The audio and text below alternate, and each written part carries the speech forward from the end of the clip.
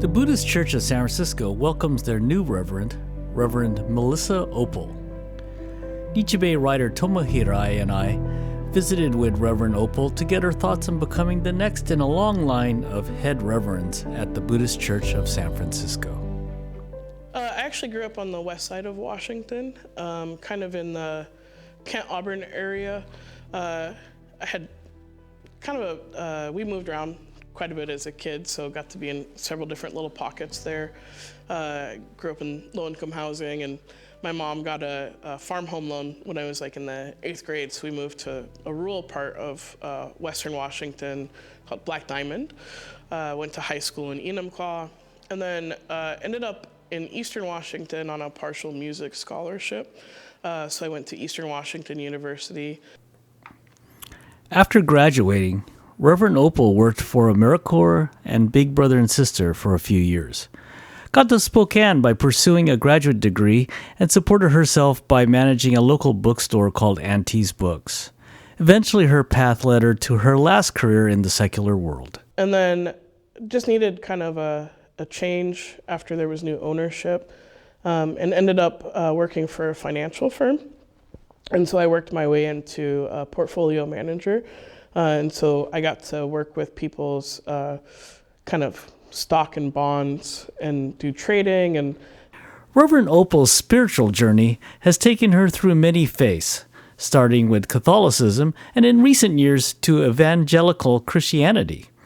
But an important life decision made her change course again. When I met my wife and I came out, it was a big problem in the evangelical world. Questions had already been piling up about my own thoughts and feelings about the religion I was in. That was when someone said, you sound like a Buddhist, you should go check out this temple. And I'm like, I don't know what it means to sound like a Buddhist. Accepting? I wasn't sure. And so, when I first went to the temple, when we started chanting, it just it touched something inside. Changes at the Spokane Buddhist Temple led Reverend Opel to decide to consider becoming a full-time reverend. The minister kind of left very abruptly. There was only one minister's assistant. He was being pulled in a lot of different directions, and I felt like I was interested enough in the path that I wanted to help any way that I could. And I enjoyed studying as well as participating. So I started down the minister's assistant path. But then when I had Tokudo and I was in Japan, you get this really intense interaction with the ritual that, we have it in everyday service, but there's something about being in this really intense environment where you're with other people who aspire to be priests as well. And you're working with these instructors that have dedicated their whole life to doing nothing but teaching you how to be a good, solid priest. And there was just something about that when I came home and kind of had time for it to settle in, that it really sparked in me that I wanted to do this full time, that there was an aspiration to do it full time.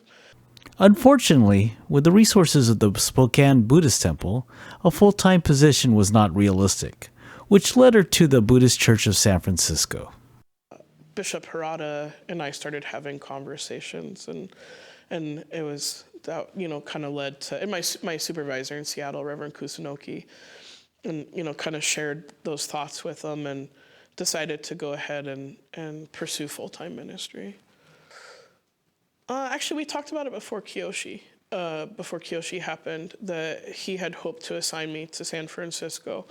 And then, but you can't be assigned until you have that Kiyoshi certification. It's just an absolute requirement. And then you have to you can either have graduated from the Masters of Divinity, or I think occasionally they allow us to be in process with our thesis, which is where I'm at. I'm in process with my thesis.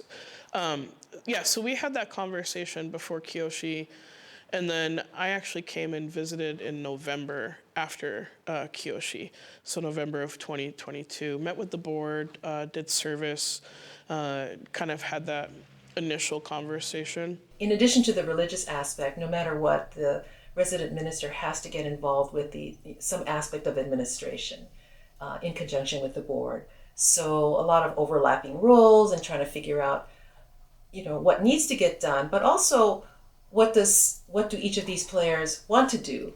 Things that they enjoy doing versus things that they may not love so much, and kind of adjusting it that way. And we had been, kind of talking with her and kind of trying to figure out, what are her goals, what are our goals, what kind of match we have, and it just seemed like all the way through the conversation, it looked like a really good opportunity for us. So we invited her down to talk twice, I believe it was, in person, and she was able to get a sense of our very quirky Sangha, our congregation, and took it from there. Yeah.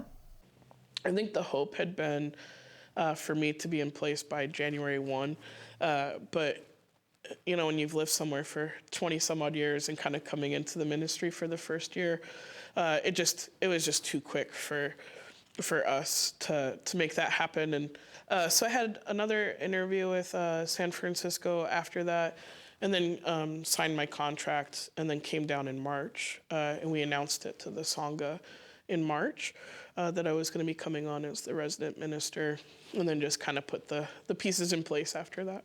Well, I hope she's not overwhelmed. we're trying to, stay in touch with her and, give her the support she needs. And there's a lot to learn, So far, we're green light. So coming here, it's completely different. There's a family history that stretches back to 1898, being some of the first families here. So that alone is incredibly different. Just having that sort of, no, this temple is truly my home. I've been here since I was a child. And it's wonderful too, like to get to have that history and that depth of understanding. And so I'm really excited to get to hear more of like people's stories and what, the temple has meant to them in their life and their children's life. And because I just haven't gotten to experience that a lot. We wish Reverend Opel all the best at her new spiritual home and with her Sangha. This is Greg Gloria for Tomo Hirai for the Nichi Bei Café.